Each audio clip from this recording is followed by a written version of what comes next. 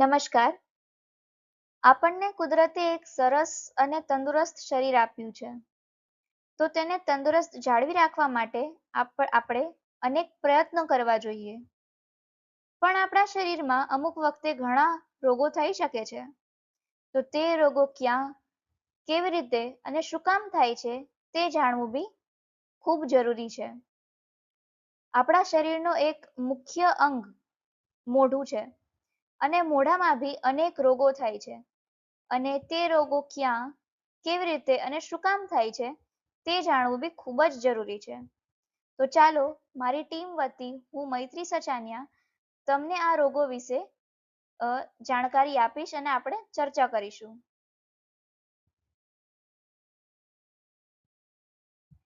આજનો ટોપિક છે માઉથ અલ્સર્સ એટલે કે મોઢામાં પડતા ચાંદાઓ અને ઓરલ ઇન્જુરીઝ એટલે કે મોઢામાં થતી ઈજાઓ.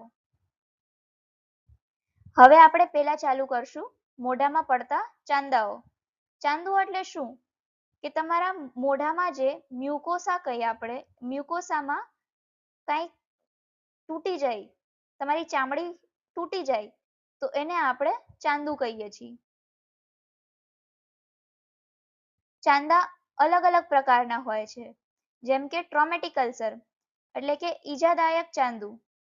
પછી આવશે ન્યુટ્રિશનલ ડેફિશિયન્સી અલ્સર, તો કે જ્યારે આપણા શરીરમાં વાઇટામિન કા ખનિજ તત્વોની કમી હોય ત્યારે જે ચાંદા પડે એ ન્યુટ્રિશનલ ડેફિશિયન્સી અલ્સર છે.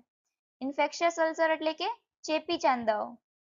પછી ડાયાબિટીક અલ્સર, કે જે લોકોને ડાયાબિટીસ હોય તેમનામાં અલ્સર થવાની શક્યતાઓ વધારે છે, તો તે જે અલ્સર થાય તેને ડાયાબિટીક અલ્સર કહે છે. પછી રિકરન્ટ એપ્થસ અલ્સર, તો કે સાદું કોમન મોઢામાં પડતું ચાંદુ કે જે બહુ પીડાદાયક હોય છે તે રિકરન્ટ એપ્થસ અલ્સર છે. અને પ્રેશર અલ્સર. પ્રેશર અલ્સર આપણને ક્યાં જોવા મળે છે? તો કે આપણા શરીરમાં જ્યાં વધારે જોર આવતો હોય કે વધારે ભાર આવતો હોય, સામાન્ય રીતે ત્યાં આપણને પ્રેશર અલ્સર જોવા મળે છે. તો આપણે કહી શકીએ કે આપણા પગના તળિયે આપણી આખી બોડીનો ભાર આવે છે, વજન આવે છે, તો ત્યાં આપણને સામાન્ય રીતે પ્રેશર અલ્સર જોવા મળશે. હવે પહેલું આપણે જોશું ટ્રોમેટિક અલ્સર એટલે કે ઈજાદાયક અલ્સર. એમાં શું થશે કે એ બહુ પીડાદાયક હશે. એક ચાંદુ હશે જે આપણને થયું હશે, રાસાયણિક રીતે થઈ શકે છે કાં તો ફિઝિકલ રીતે થઈ શકે છે. જેમ કે તમે જે તમારા તીક્ષ્ણ દાંતો હોય તેનાથી તમે ચાવી લ્યો, કાં તો તમે બહુ ગરમ વસ્તુઓ ખાઈ લ્યો, તેનાથી થાય છે આ ટ્રોમેટિક અલ્સર.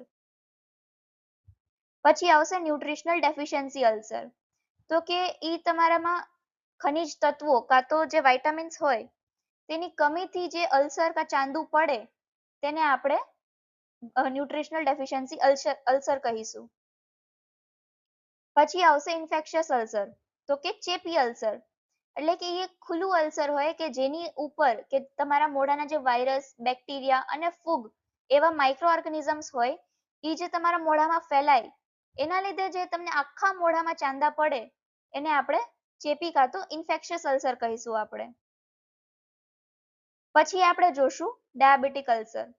ડાયાબિટીક અલ્સર કેવું હોય કે ધીમે ધીમે હીલ થતું અલ્સર હોય, કે એવો ઘાવ કે જે બહુ ધીમે ધીમે રૂઝ આવે એમાં, અને એ જનરલી આપણા પગમાં જોવા મળે છે. બટ જ્યારે સિવિયર કેસીસ હોય ત્યારે આપણને મોઢામાં બી જોવા મળે છે. આ ફક્ત એવા માણસોમાં જોવા મળે છે કે જેમને ડાયાબિટીસ હોય, અને એ 15 થી 25% લોકોમાં જોવા મળે, જેમને ડાયાબિટીસ હોય એમાં જોવા મળે છે. પછી આપણે જોશું રિકરન્ટ એપ્થસ અલ્સર. રિકરન્ટ એપ્થસ અલ્સર એટલે શું? કે એ એક સફેદ થી પીળાશ પડતું અલ્સર હોય જે બહુ પીડાદાયક હોય, અને તમારું જે સોફ્ટ માંસપેશીઓ છે મોઢાની, કે જેમ કે તમારું જીભ છે, તમારો ગાલ છે, તમારી ચીક આપણે કહીએ તો ચીક છે, એમાં જે આપણને ચાંદા પડતા આપણે જોઈએ તમને પડે છે, તો આપણે એને રિકરન્ટ એપ્થસ અલ્સર કહીશું. હવે આ ચાંદાઓ શું કામ પડે છે? તમે વિચારતા હશો કે મને આ ચાંદુ પડ્યું તો શું કામ મને વારંવાર ચાંદુ પડે છે? તમે તમારા ડેન્ટિસ્ટ પાસે જાઓ તો તમે પૂછતા હશો કે મને આવું શું કામ થાય છે? તો એનું એક જે મેઇન રીઝન છે એ તમે કન્સિડર કરી શકો છો કે તમે ચિંતિત હો કે તમે વધારે એન્ઝાઇટી હોય તો તેના લીધે તમને ચાંદા પડવાની શક્યતા બહુ વધારે છે. પછી બીજું આપણે જોઈએ કે હોર્મોનલ આપણને ઇમ્બેલેન્સ હોય, કોક ફિમેલ્સમાં વધારે આપણને ફિમેલ્સમાં જોવા મળે કે હોર્મોનલ ઇમ્બેલેન્સ હોય જે લોકોમાં, એ લોકોમાં બી ચાંદા પડી શકે છે.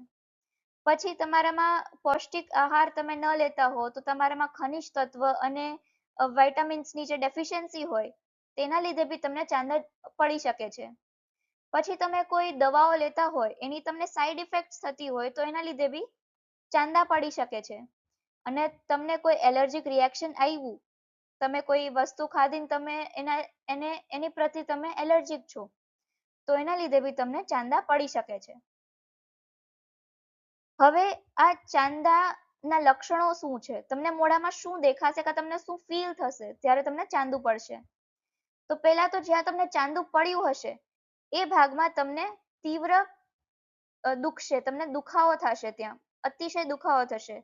પછી તમને અલગ અલગ સાઈઝના ચાંદા જોવા મળશે. પછી ત્રીજું છે કે તમને અમુક ખાવાની વસ્તુઓ છે જેમ કે તીખું તળેલું ખાવાનું કાં તો ગરમ ખાવાનું, તેનાથી તમે સેન્સિટિવ થશો કારણ કે તમને ત્યાં ચાંદુ પડ્યું છે.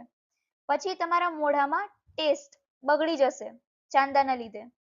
પછી તમને જો બહુ વધારે ચાંદા તમને વધારે ટાઈમથી પડતા હોય અને બહુ વધારે સિવિયર કેસ હોય તો તમને એમાં તાવ બી આવી શકે છે. હવે આ ચાંદા મટાડવા કેવી રીતે આપણે? તો કે પહેલા કે તમને તમારા ડેન્ટિસ્ટે કોઈ જેલ લગાડવા આપી હોય તો એને ટોપિકલ ટ્રીટમેન્ટ કહે. ટોપિકલ ટ્રીટમેન્ટ એટલે શું? કે તમને કોઈ ક્રીમ કા જેલ આપી હોય ને તમે લગાડો તમારા મોઢા ઉપર, તમે એને ગળશો નહીં, તમે એને લગાડશો એટલે તમને એનાથી રાહત મળે, તે ટોપિકલ ટ્રીટમેન્ટ. પછી બીજું છે પ્રિસ્ક્રિપ્શન મેડિકેશન, એટલે કે તમારા ડોક્ટરે કે તમારા ડેન્ટિસ્ટે કે જે તમને પ્રિસ્ક્રાઇબ કરી હોય દવાઓ અને તમે લેતા હોય જેનાથી તમને રાહત મળતી હોય ઈ. અને ત્રીજું છે ઘરેલું નુસ્ખાઓ. તો એમાં આપણે શું કરી શકીએ? પહેલું કે જે ગ્લિસરીન હોય તેને ત્યાં ચાંદા પર રાખીને તમે લાડ પાડો, ઈ બી કરી શકીએ. અને બીજું કે ચણોઠીના પાન હોય એનો રસ તમે ત્યાં દબાવો ચાંદા ઉપર તો તેનાથી બી એમાં રૂજ આવે. આવા ઘણા અલગ અલગ ઘરેલું નુસ્ખાઓ છે કે જેનાથી તમે ચાંદા મટાડી શકો છો. હવે બચવું કેવી રીતે ચાંદાઓથી? તો પહેલા છે કે આપણે રેગ્યુલર ડેન્ટલ ચેકઅપ કે તમારા ડેન્ટિસ્ટ પાસે કે તમારા ડોક્ટર પાસે જઈને તમારે ચેકઅપ કરાવવાનું. બીજો મુખ્ય પોઈન્ટ કે મેઇન પોઈન્ટ, તમારે હાઇડ્રેટેડ રહેવાનું કે તમારે વધુમાં વધુ પાણી પીવાનું. પછી ત્રીજું, તમારે સ્પાઇસી કાં તો તીખું તળેલું ખાવાનું નહીં ખાવાનું, અવોઇડ કરવાનું તમારે. પછી ચોથું છે કે તમારામાં જે પૌષ્ટિક આહાર મતલબ પૌષ્ટિક આહાર તમારે લેવો પડે કે તમારામાં ખનિજ તત્વો કે વાઇટામિન્સની જે કમી હોય તમારે એ ઘટાડવાની પૌષ્ટિક આહાર લઈને. પછી જે તમને સ્ટ્રેસ તમને થતો હોય એ રિલીવ કરવાની તમારે અલગ અલગ ટેકનિક્સ કરવાની, જેમ કે મેડિટેશન છે એ બેસ્ટ ટેકનિક છે સ્ટ્રેસ અને એન્ઝાઇટી રિલીવ કરવાની. અને આજે તમે જોયું કે આપણે મોઢાની ઈજાઓ અને ચાંદાઓ વિશે આપણે ઘણું બધું શીખ્યા. અને મારી સાથે રહેવા માટે તમારો સમય આપવા માટે તમારો ખૂબ ખૂબ આભાર. Thank you so much.